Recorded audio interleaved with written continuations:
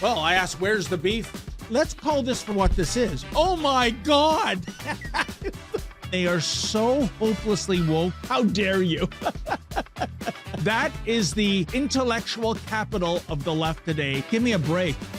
You are now watching the Daily Roundup. Good afternoon, ladies and gentlemen. You have tuned into the Daily Roundup on this, a Wednesday, July 12th, 2023. I'm David Menzies, and my co-host, well, let me tell you a little bit about my co-host, shall I? Do you know what, folks? Today is National Etch-a-Sketch Day, but because my co-host lives in Quebec, that toy was known as French-a-Sketch. I think that's the worst joke I've ever written. She is the she-devil with a spatula. She is the Khaleesi of Montreal. She is Alexa Lavoie. Bonjour, Alexa. Bonjour, David. But you know what? There is a tenuous link. I found out when I read all about Etch-a-Sketch that it was invented by a Frenchman, Andre Cassagna. I hope I'm pronouncing that properly. I mean, you know, not. Did you Quebec. say lasagna or Casagna? Cassagnes. Kind of, do I pronounce it like lasagna, or is there some kind of accent aigu or something like that making me make it a different sound? Casagna. I never heard about him. Yeah, well, he is the inventor from France of the Etch-a-Sketch. Forgive my French, Alexa. You know, this is from French. This is different. Like, I don't have like the accent from France, so. Oh, it's so complicated. You know, I feel so ashamed of myself. I live in what is presumably a bilingual country, but the only French phrase I know is "no cadeau" when I check my lottery tickets. Anyway. You're probably sad every time, eh? Yes. I'm crying on the inside, always. So, Alexa, we have so much to get to.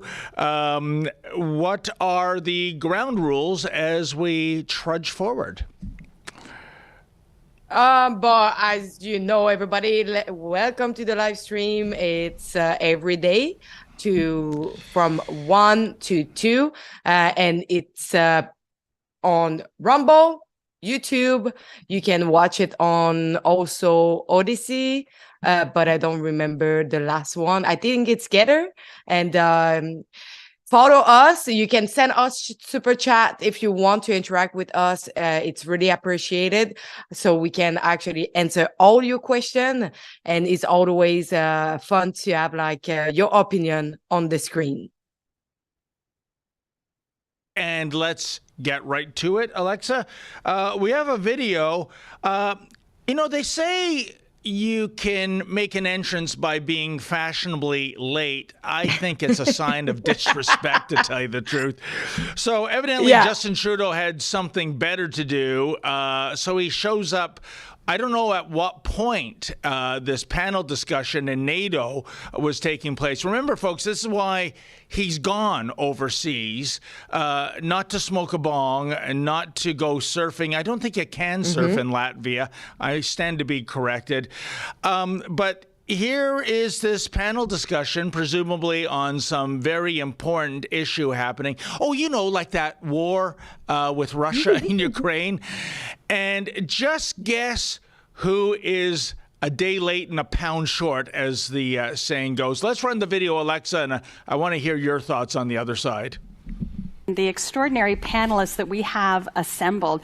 If I can briefly introduce Prime Minister Justin Trudeau, Prime Minister of Canada, will be coming here momentarily. He's going to slot, yes, thank you, Prime Minister. That's the empty chair.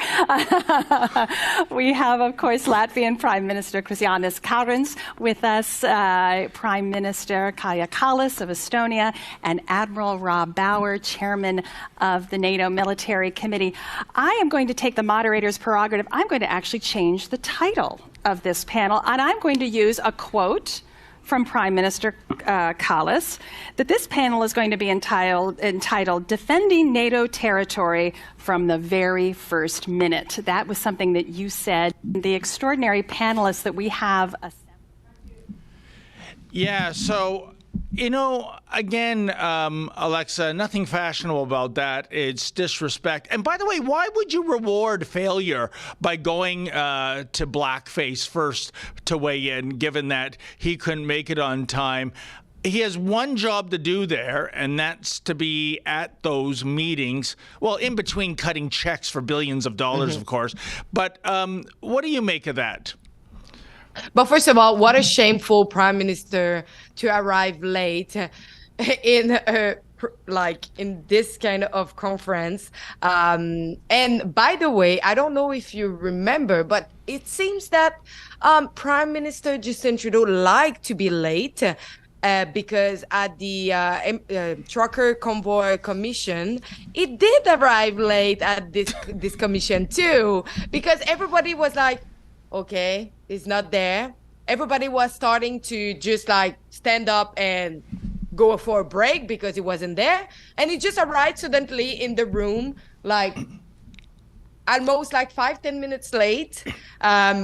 It seems that it's something current in Mr. Trudeau that, I'm so important that I can arrive late everywhere I go. You know what, Alexa? You have really picked up on something profound and never thought of it until you just explained it. Forget about the Trucker Convoy Commission. What about going back to those COVID-19 press conferences at his own home? So his commute was one flight of stairs from the bedroom to the porch to address the journalists. And he was typically about 20 minutes late every single time for that. The radio stations, I'd be driving into Rebel News headquarters and they go, well, the Prime Minister will be addressing us at noon, and crickets. And 20 odd minutes goes by. Similarly, when you find out when he's going to appear at one of his fundraising dinners, and this to me is such an insult, because I can't believe there are supporters of this man out there, and supporters to the extent, Alexa, that they will pay $1,700 a plate. But even with all that do-re-mi coming in, he is typically an hour late. I've been to these things several times, Alexa. On one occasion, I have the bruises to prove it, but I won't go there. But how was he late? He has a 8-vehicle typical motorcade. They cut through traffic like a hot knife going through butter. So you can't say, hit gridlock. There is no gridlock for him. And still an hour late. So is he trying, I don't know, to convey a feeling out there, Alexa, that he is so important? He's working the phones with all the world leaders, right? He's the master of the universe, because I don't have any answers. But first of all, it just shows a lack of respect to everybody who are present in that room. And he is not acting as, I'm a leader of a democracy country. He showed that I'm a leader of a dictatorship country, because I will arrive when I will arrive, and doesn't matter who is there. Don't show any respect to anybody. The only respect who will be shown is to me. Yes. And like I said, when you are someone paying blackface $1,700 for 90 minutes of his precious time, and you're still late for that, shame on you. Well, let's go on to another video involving blackface. Well, wouldn't you know it? How do you know when Justin Trudeau is lying? Well, his lips are moving, because here he is trying to pass forward the 100% false narrative that Canada is living up to its NATO commitments, i.e. 2% of gross domestic product. That's not the case, but it doesn't prevent blackface from lying about it. Par for the course. Let's check this one out. Thinks that time that announcement in Latvia, so that if you got asked here about defense spending, you'll say, look what we just announced in Latvia. So I'm hoping we've heard you on Latvia. You've mentioned it a lot in the last couple of days. But no Prime Minister, I think my friend Murray Brewster said Brian Mulroney was the last to spend 2% of defense. If you look at the fiscal reference tables, it was your dad who was the last to spend 2% of defense. Conservative or liberal, what is it about Canadian political culture that it just does not seem to be a priority for any government. Yours, it hasn't been. Wasn't for Stephen Harper's, wasn't for Paul Martin's, wasn't for John Chrétien. Why are we such free riders? Canadian soldiers and members of the Canadian forces serving around the world in various NATO theaters, or support to the UN or supports for allies, are in high demand. We show up with capacities and abilities that contribute wherever we go to a larger than expected impact. We need to continue to ensure that members of the Canadian Armed Forces have the equipment, the resources, the numbers to be able to have the impact that Canadians expect us to have and that our allies from around the world expect us to have. That's why over the past years, from a low of Stephen Harper dipping below the 1% of GDP numbers, we've increased defense spending significantly.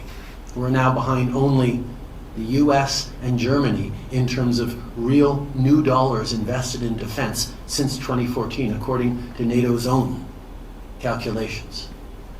So we have invested significantly, and we will continue to invest even more in defense. The way of evaluating, there's lots of different math that can be applied in different ways. The reality is Canada continues to step up, continues to invest more, and Canadians are there to contribute to the world in meaningful ways and will continue to be as we continue to increase defense spending. Yeah, but here's the thing, Blackface. The devil is in the details. And you know, Alexa, as they say in the business world, the bottom line is the bottom line. So he's talking about stepping up. He's talking about putting more investments in. You had a senior Canadian delegate off the not identified saying we've increased spending, that is Canada, into NATO since 2015 by 70%, and we continue to make incremental investments. That sounds so impressive. Here's the bottom line. You're supposed to be spending 2% of GDP, and what are we spending? 1.29%. Now, I didn't go far in mathematics in school, but even a dummy like me can get out my Texas Instruments calculator and find out that we're lagging behind by 71 basis points in terms of our commitment. And also this rubbish about we need to ensure that our soldiers are well equipped. Well, hey, Blackface, why are they buying their own helmets? Why are they buying their own utility belts? Why are they buying their own outerwear out of pocket? Because they don't even have the basic necessities to fight or defend themselves, as the case may be. Alexa, this is appalling. And the only way we'll step up for doing so and to contribute, it will be to step down as a prime minister and let someone else to take the place and do what he's not doing. You know, that's the thing, though. And as we discussed yesterday, what was his pep talk? What was the Canadian Commander-in-Chief doing to rouse the spirits of our armed forces, men and women in uniform? A virtue signaling lecture on climate change. It's kind of like when he went to the Calgary Stampede, and here is this Uber rodeo event, probably the best one in the world, and he started talking about the LGBTQI2+, etc. community. What? That was last month. Buy a calendar already, Justin. But I mean, talk about not knowing the room. And let me tell you something, Alexa. If you were a soldier in the Canadian Armed Forces and you hear this Prime Minister, saying how they're stepping up investment, but we're 71 basis points behind the bare minimum commitment to NATO, and then talking about making sure you are well equipped so that you're safe and sound in any kind of future battlefield, yet you have to buy your own equipment. How would that make you feel? I would say, like, everything, but not good like emotion or any good feeling, I would say. No, but it's just hypocrisy going out of his mouth. We can see it like every time. And especially, did you see how he started to talk every time? Canadian will step. It's always taking this dramatic like way to talk to make like if it's like in a theater piece, instead of being like a prime minister talking like truly to people. No, it's just like Canadian will do it. It's just like, oh, I cannot stand that. Just the way it's talking, you can see it's not truthful to people. You know, you're absolutely right. I think what we're seeing, Alexa, is his previous career as a part-time drama teacher. Let that sink in. He wasn't good enough to be a full-time one. He was just a substitute drama teacher. And I think with those pregnant pauses and those uhs and hms, I think he's trying to be profound, but he's coming across as an imbecile. Well, you know, folks, I don't know if the election's going to be later this year, next year, or 2025, but let's lay a little Shakespearean verses on Justin Trudeau, namely, to be or not to be. How about not to be, okay? His act is over and done with, and but it just keeps going on. You know, Alexa, I see we have a tweet from Ukrainian President Zelensky, meeting with Mr. Justin Trudeau, Prime Minister of Canada, a meaningful start to the day at the summit. Well, as soon as I read that, my hand went right to my hip, holding onto my wallet. I got an idea that Blackface is going to make another impromptu announcement of several $100 million. I think we have committed to date $8 billion to Ukraine. And that's why some stories, some, giveaways, don't even make the press because they're almost insignificant, like Blackface giving $100 million to the Haitian police. Oh, I'm sure every penny of that is going to be nicely spent. I'm sure there's going to be no chicanery in the Republic of Haiti when it comes to doling out that do-re-mi.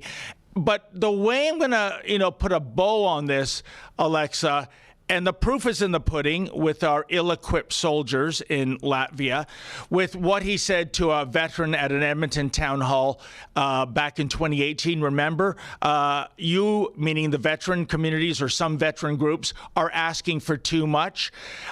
Meanwhile, there's $10.5 million for the jabroni jihadi Omar Khadr, Canada's own homegrown al-Qaeda terrorist. I feel that much like his father, Pierre Elliott Trudeau, Trudeau has utter contempt for the military. Maybe he looks upon it as being a bastion of toxic masculinity, which, by the way, you want in a war, You kind of want guys that are amped up and ready to fire guns and shoot cannons and what have you. But at the very least, this is outrageous disrespect. It's just because he's spending our money like for another country when we can see here in our country that people are suffering from inflation, from the lodging crisis, from mortgage, like the mortgage will increase soon. Canadians have some difficulty. Poor are getting poorer, and now we just see that Canadians are suffering, and no, we are just sending our money overseas to another country instead of like spending here, maybe for like school system that are collapsing, maybe for like elderly facility that are not really in good maintenance. We have a lack of nurse. Can we invest in our like system here to make it better instead of like sending our money overseas? Yeah, I think what you're getting at, Alexa, is the old chestnut, charity begins at home. But not with this guy. And by the way, you must be psychic. I just had super producer Olivia whisper in my ear that we have blackface weighing in on mortgage rates going up again. Yeah, another 25 basis points. And I don't know if we're going to get relief or in the coming months there's going to be more of this.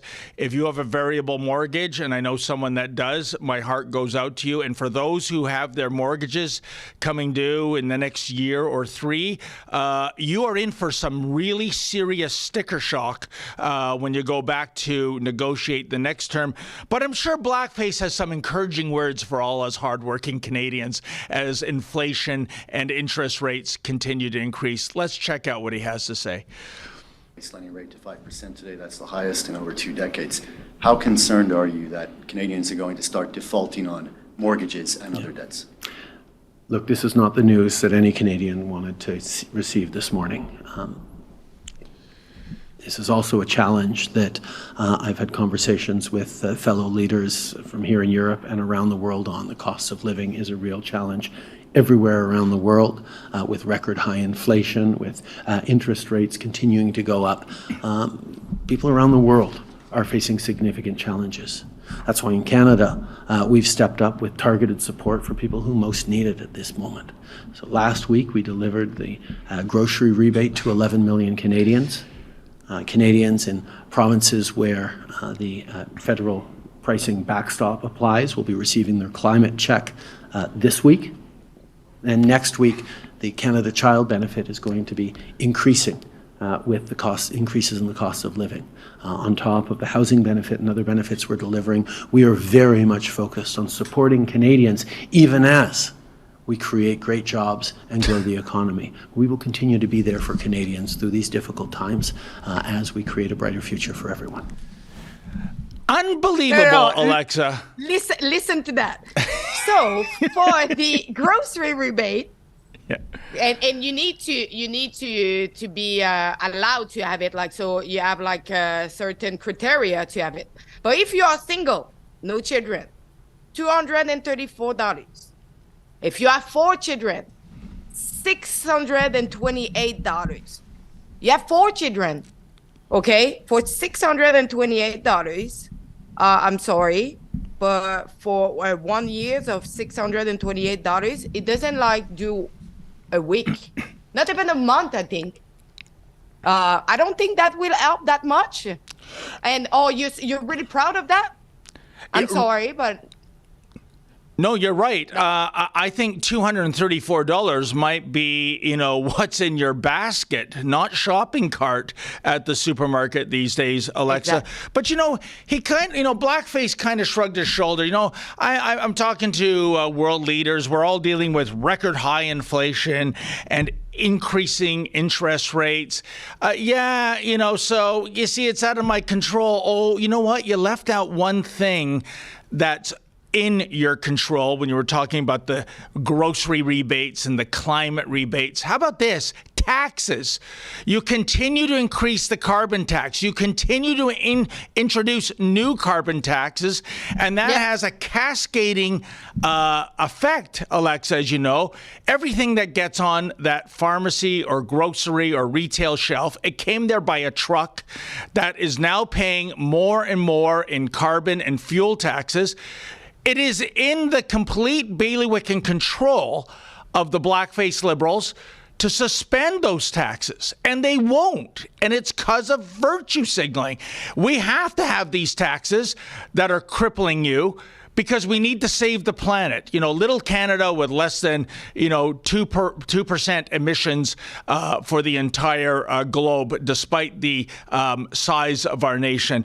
One last thing. He talked about, the bright side is all the new job creation. Job creation or job purchasing. And I point to just one sector alone, Alexa. As you know, in Ontario, there's 2 plants that are being constructed to build EV batteries. There's one in Quebec being built to do likewise. When you look at the government investment, and I am including the provincial government money here too, Alexa, it is almost $50 billion for something that's not a sure thing, for something that might not be there. They say, oh, well, these factories are going to be there for decades. Would that be 10 years or 20 years? Because with the way that technology changes, these kind of batteries in just a few years can be irrelevant. By the way, I took a look today at the latest figures for EV vehicle sales. Guess what, Alexa? There is a glut on the market. Those things are not flying off the lot. And I think there's two reasons for that. One, the price. I mean, if you're looking at a full EV vehicle, you're talking six figures. I know there's some cheaper ones, but it's in that neighborhood.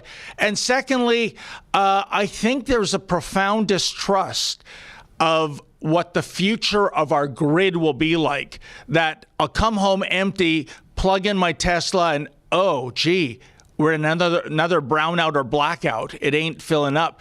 So what I'm saying is that this is an enormous, almost $50 billion gamble on something that is far from a sure thing, Alexa. And especially because those cars are not effective during the winter. We need to say it. It's not effective. So the capacity of those batteries go down by, I don't know how many percent, but a lot during winter. And nobody wants to be stuck during winter in the middle of nowhere. So I don't think this, it's why, and we see it, especially for Quebecers, they don't have appetite for electric car at all. Yeah. And now, I don't know if you know, but in Quebec, the gas is like 1.79. That is in Quebec, but this is outrageous. I just went to Ottawa last night. It was 1.50, and I was like, "Wow, this is really a big gap." Yeah, that is a large gap. I don't know if there's an additional provincial tax threshold on your gasoline. That's probably the reason. Yeah, it's why. But I just can't stand the hypocrisy. And you know what? If you want to go to Vegas and be a high roller and bet the house, do it with your own money. Don't do it with our money, and don't do it because at the end of the day, Alexa, this fetish politicians have with electric vehicles, it's about virtue signaling. They're obsessed with the idea of zero emissions, and that is what's driving it. It's not the marketplace. And go to any dealership that has EV vehicles, they are just sitting there collecting cobwebs. Alexa, we got to take and you know what? I will let them try the first electric plane. I'm not trying it. Yeah. Bring an old-fashioned parachute on that plane with you. Alexa, and by the way, I saw a fascinating story in Car and Driver. It was about, they were testing a all-electric EV transport truck. So these are these big 18-wheeler rigs you see going down the highway carrying stuff. And it's working, and it's getting to the distribution facility, to the retail operation. What was that truck carrying? What was in the inside? Was it lead pipes? Was it other cars? No, bags of potato chips. You don't say. Well, I guess for the potato chip manufacturing, there is an EV alternative. But if you're really hauling weight, you just see what the stress does on that battery at the end of the day. Unbelievable. Alexa, we got to take a quick ad break, so we'll pick it up on the other side. Living with spike protein in a post-pandemic world is something we all have to grapple with, whether you've had the virus, you've been vaccinated yourself, or if you're around those who were. The wellness company's Spike Support Formula is a daily supplement that can help you feel your best, and then stay that way. Go to twccanada.health to get back to that pre-pandemic feeling with Spike Support. Use coupon code REBEL to save 10% off these doctor-formulated products, which are rooted in science, and for a limited time, your first month's membership is only 99 cents. That's twccanada.health, coupon code REBEL at checkout. It's time to put your wellness back in the driver's seat. Everyone, how's it going? Just want to talk to you for just a moment. Here at Rebel News, we understand what it's like to be independent, to try and get by without big handouts from the government. Small business owners alike out there understand that like nobody else. That's why we might be able to partner up and do something incredible. Bring a captive audience and new eyes to your business or your product. If you think we might be able to partner up, and if you want to support independent journalism while growing your brand to a captive audience, well, reach out to us. You can do so by going to rebelnews.com/advertise. Well, Alexa, another day of transanity. It just never ends when it comes to the Rainbow Mafia. And I look at this story where Toronto P-Flag, that sounds like someone's urinating on the maple leaf, which is probably very fashionable in certain circles these days. Anyway, Toronto P-Flag and the Toronto District School Board's, take a deep breath, 2S LGBTQ plus Community Advisory Committee are, keyword here, Alexa, demanding that the Toronto District School Board stop allowing students to opt out of drag queen storytime events. In other words, they are demanding mandatory attendance. Oh, not for math and science, not for English, not for phys ed, but mandatory attendance to watch some hairy-ass guy pass himself off as a grotesque caricature of a female. And, you know, I can't help but look at the irony in that headline, Alexa. This community, you know, the Rainbow Spirit Unicorns, for decades, and I would argue with merit, have asked for tolerance, have asked for understanding, you know, in terms of being accepted. And I get that. Nobody should be bullied, and I don't think anybody should be, you know, discriminated against for a job or housing, you know. But it's gone from acceptance, Alexa, to we demand affirmation. We demand you send our kids into that auditorium. We demand they clap. We demand not one of them wears a t-shirt saying there are only two genders. We demand. They have become far more oppressive, I think, in our young decade right now than the kind of discrimination they ever faced. They have become tyrants, Alexa, and it is really the tyranny of the minority to make the majority stand up and give a standing ovation to what I consider to be, I'm sorry, perversity. But you have a little bit of the taste of what the left is. Like the left, the socialism, communism, like everybody needs to think the same way. Everybody needs to accept the ideology. Everybody needs to comply to what it is. So I'm sorry, but if you want to have that, to create your own event. You don't need to force people. Some people, our background is different than yours. Some people are religious. Some people are coming from, I don't know, Orthodox, Muslim, Jewish, whatever, like the religion it is. But they have different ideology. You cannot force them to accept, to integrate this into their lifestyle or into their ideology. And I think this just proved the intolerance of those people. Yeah, Alexa, what you said is 100% correct. You can't force people. You shouldn't force people. You shouldn't have the chutzpah to demand you must attend, you must applaud, this is good. But that's what they're doing. The word is demand, not ask. I mean, it would be outrageous enough to make that kind of statement in the first place, but the fatal flaw is that even if the TDSB bends the knee to these lunatics, how do you enforce this? Because basically, if I'm a parent, well, you know what? Little Johnny had a bit of a sore throat that day. Thought I'd keep him at home. And I can tell you there are people in so many communities, devout Christian, Muslim, Sikh, Hindu, they want none of this ramrodded down their throat. And when we're talking about numbers here, we're talking about, well, when it comes to the trans community, I mean, the whole LGBT, et cetera, community, you're really talking about 2% of the population. But when it comes to trans, this is like 0.0000. It's not even a rounding error, Alexa.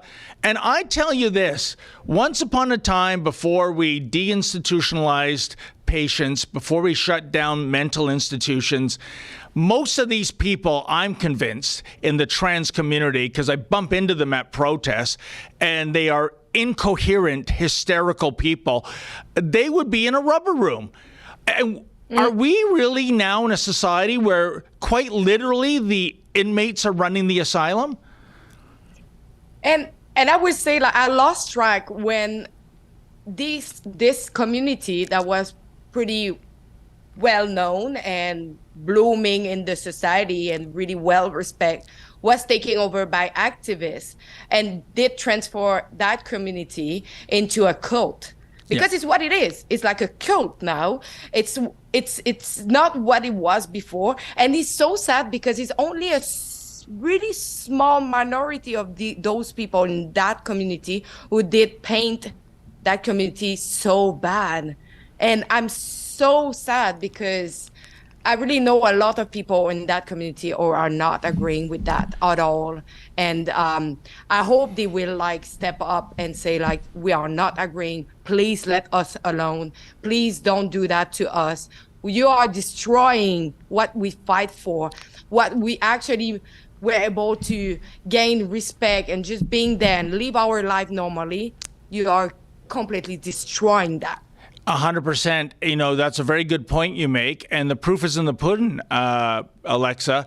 We've seen the creation of new groups recently, like Gays Against Groomers, LGB without the T, because these are, gay men and lesbians who realize that, the radical trans community, they're not simply about canceling biological straight women, be it in sports, at shelters, at prisons, beauty pageants, as we discussed the other day.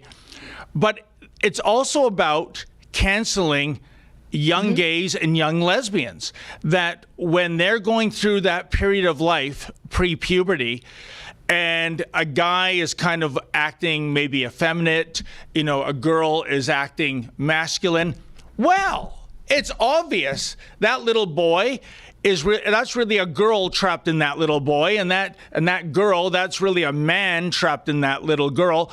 So let's get out the puberty blockers. Let's get the surgery on standby.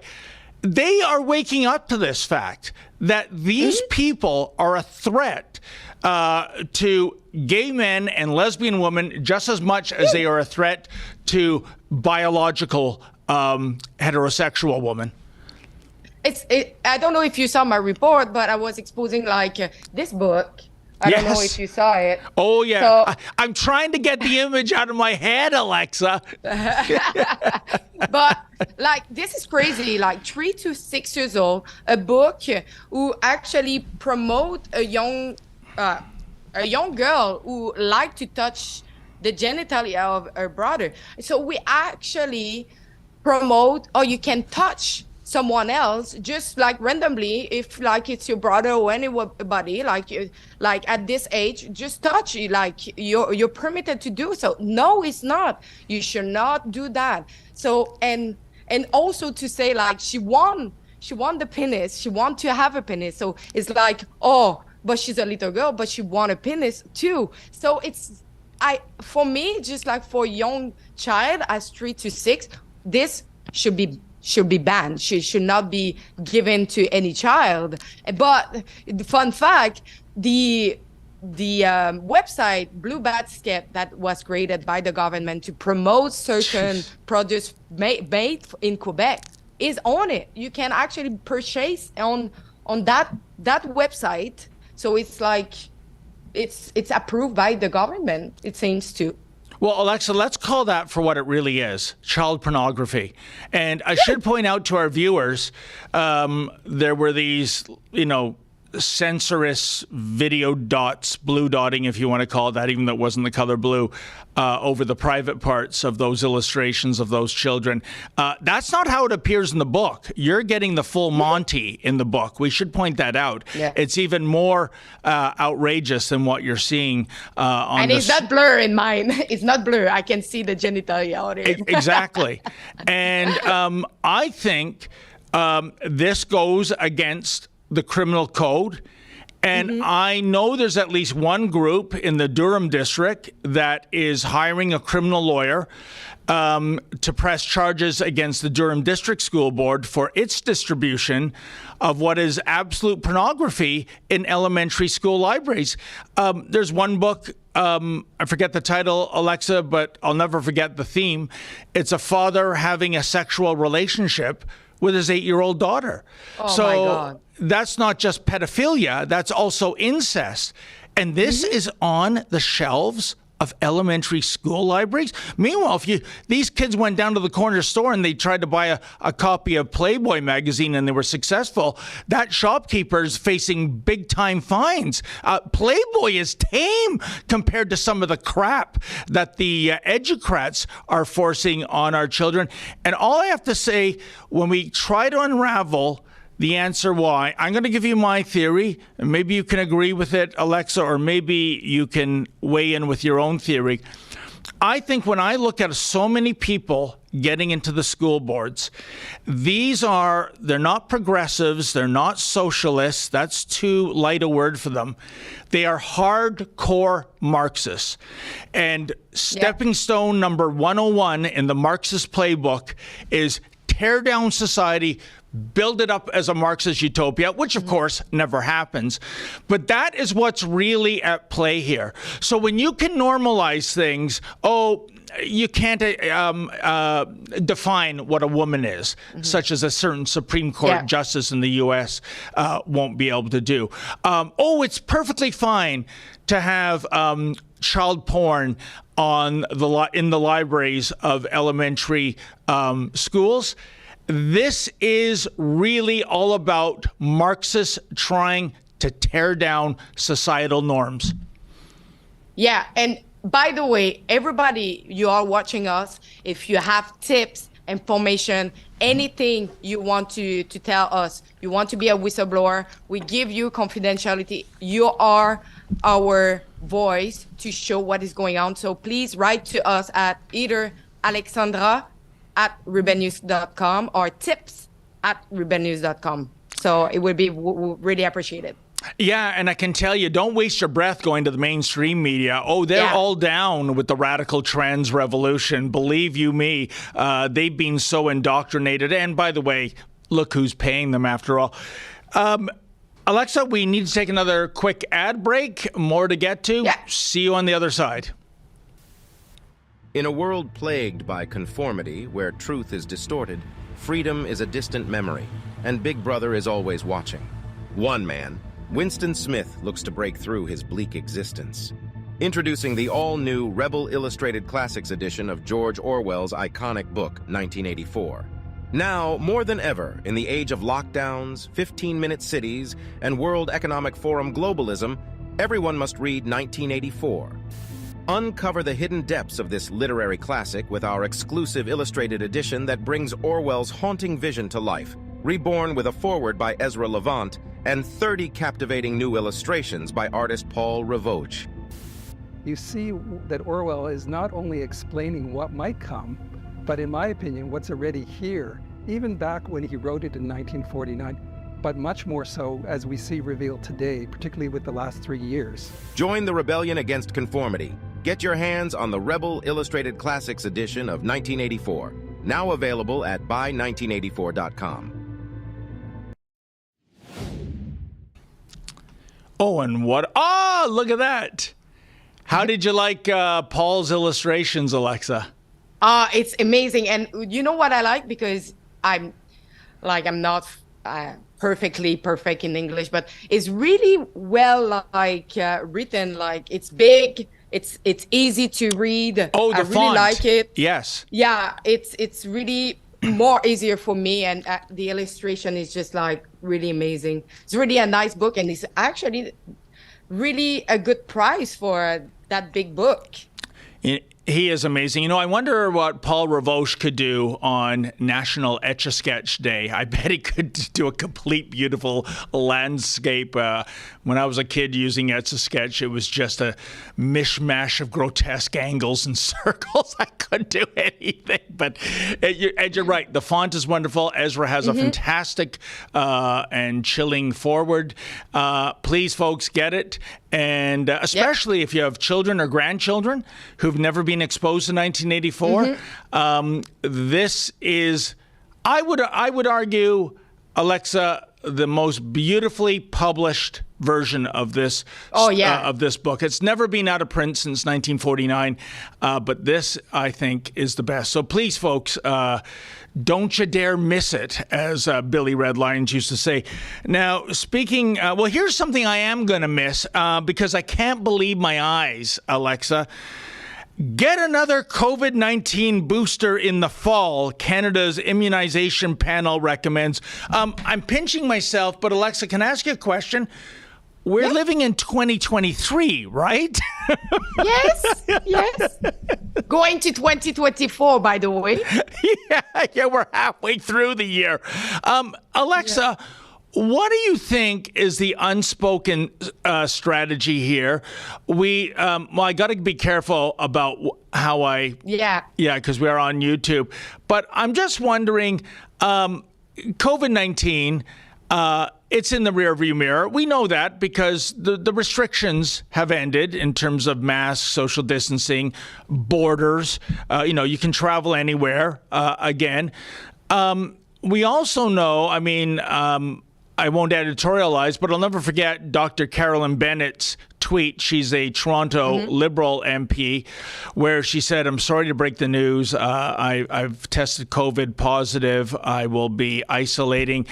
Thank God I got both my shots and my 2 boosters." You know what? I'm not a medical doctor, nor do I play one on TV, Alexa, but shouldn't that be the reason you don't get COVID? It's so confusing. But now we have the need for another COVID-19 booster. Alexa, what's going on? Yeah, I was actually reading the French article that was published in Quebec, and I was like, why? Why do we have that? Anyway, they were giving the same for 3 years, same if like everything was changing with with the mutation and everything. And it seems that this one is different. It seems that this one is actually appropriated for variant. So this one should be better. And the same say that if you didn't have one, you should have 2. Like, to keep updated, like you need to get if you never got one, you should have 2 doses on the road. So, and they also give some advice for the children 6 months to 5 years. There is some recommendation, particular recommendation for these level of age. And after that, they say, but if you are 6 years old and more, you should have 2 doses if you didn't receive at least 1. And for me, it's just I don't heard anybody being sick anymore. Yeah.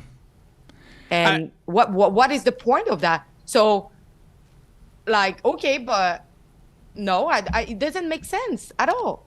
It doesn't. And unless there's some, so-called new variant on the way, and by the way, when the original COVID-19 hysteria was dying down, remember how for a few months we had public health officials running around like Chicken Little about monkeypox. What happened to monkeypox? Oh, just disappear in the nature. No, it's probably still there, but nobody's talking about it. Like H1N1, it's still there. Nobody's talking about that, but like 10 years, more than 10 years ago, it was the hysteria. Like everybody was running everywhere to get that. And now it's still there. It still kill people. And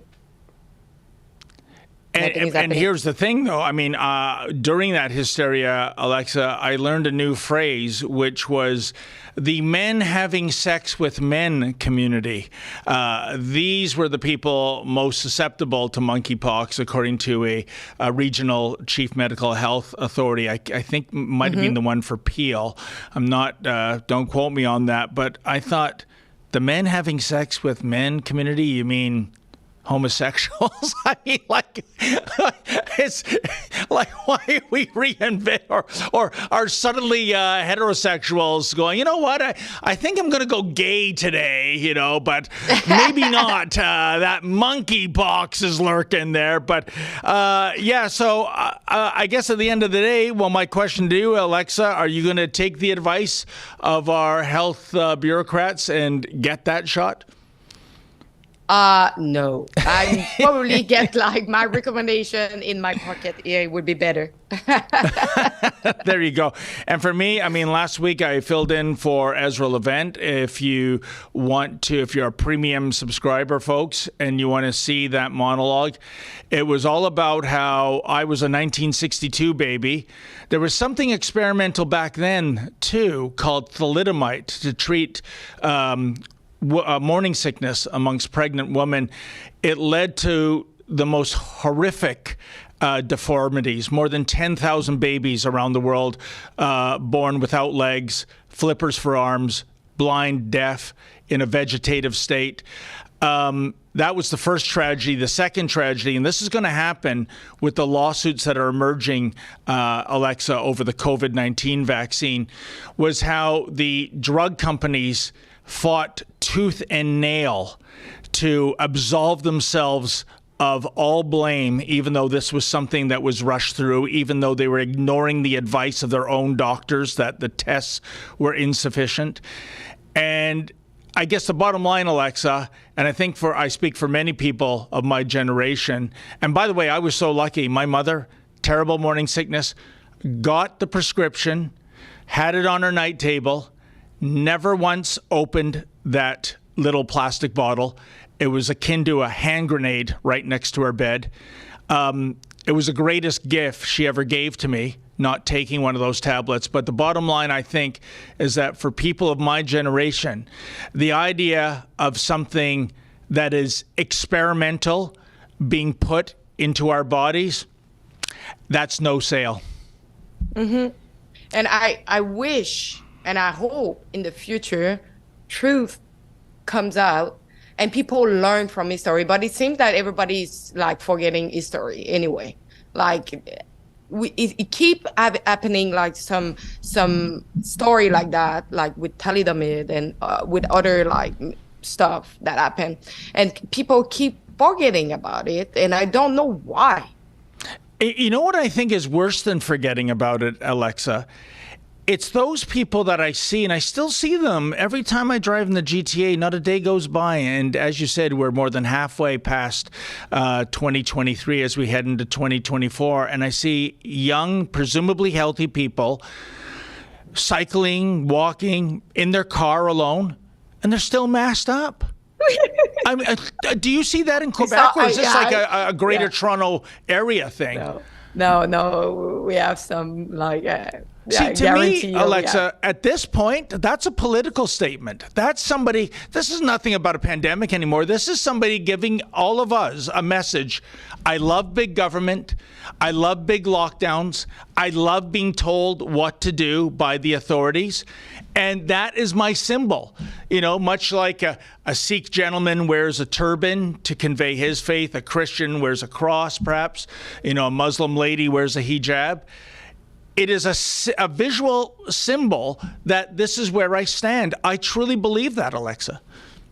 But there is like some people in the society that have a mental disorder that are afraid to everything, germ, bacteria, every single like disease. And usually you treat them saying like it's a nonsense. You're actually thinking too much. You scare is not proven. Like you build your fear. Like usually we treat these people, but during the pandemic, we give them the credit that they were right to be scared as that. And now they think that they are normal. And so like most of them are not going to see psychologists anymore. They don't get treated anymore. They think that they actually are right to think like that and to be like that. And this is like the scary thing. Yeah, they've been indoctrinated, Alexa. I would argue that in 2023, you're still wearing a face diaper. Don't go see your family doctor. Book a psychiatrist. Get down on that couch and try to reclaim your sanity, because that is the definition of insane. Or, like I said, you are so politically indoctrinated, you still want to fly those colors, as we head into 2024. I wonder, what? We should have a pool, Alexa. We should pick a year when we will see a full month go by without any of us seeing some person wearing one of these face diapers. So what is it, 2025, 2028? Do I hear 2030? I mean, it's like, where does this finally go? You give me more. I think talk about the lunatic fringe, right? There's your real fringe, folks. Well, you know what, Alexa? I see we're heading towards the finish line. Yes. Before we get on to another topic, do we have any live stream chats? Yes, we have. Yes, we do. Okay. We have bonus $5. Are we sending troops to destroy the Ukraine countryside, help the ridiculous carbon reduction goal we are committed to? Are we sending them there to plant trees? That's a good question. Well, you know what? That's an excellent question. Right now, we don't have boots on the ground in Ukraine. And even if you consider it to be a just war, I don't ever see Canadians with boots on the ground in Ukraine coming back home to our great dominion in a body bag. It's one thing to give money and arms. It's another thing to have our soldiers pay the ultimate sacrifice. And I really don't think, Alexa, if we took a poll of all Canadians from coast to coast to coast today, and you said, do you want soldiers in Ukraine and Russia putting their lives on the line? I bet you it would be a big time no way. And I agree with you. And I think there is a poll that was made before. And actually, the Canadian was fed up with like sending troops and like arm and stuff to Ukraine. But the fact is, why they are not going to see if they can have a peace treaty. And after that, I'm not against to send troops to help to rebuild Ukraine. Like this, I think it's legit, and this is really helping. But sending money that you don't know where that go, you don't know where it's spent, you don't know in which pocket it will finish, you don't know if it's like mostly corruption there. I'm actually against that, but I'm actually okay with like trying to help to rebuild for a better future for them and having the peace treaty made. And, Alexa, at the end of the day, one of my profound problems with this conflict is I know Zelensky is being treated like a rock star and a celebrity around the world, but this is no Boy Scout. There is plenty of baggage with Zelensky. We don't have time to get into it. And I know it makes the pro-Ukraine people flip their lids. But you know what? The idea of this guy being pristine, clean, nothing could be further from the truth. And that's part of my dilemma in terms of the idea of Canadian men and women dying in that region. So let's hope we never see that occur. Do we have anything else, Alexa? I think it's the only one we have. All right. All right, we'll take it. And what's wrong with you people? Come on, step it up.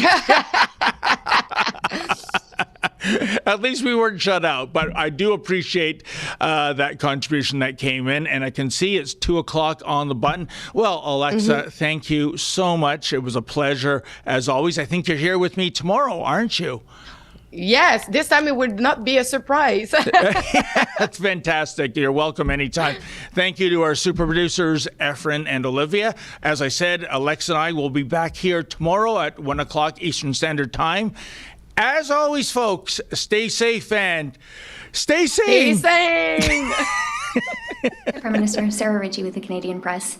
You just told us that the Alliance's commitment to human rights is ironclad.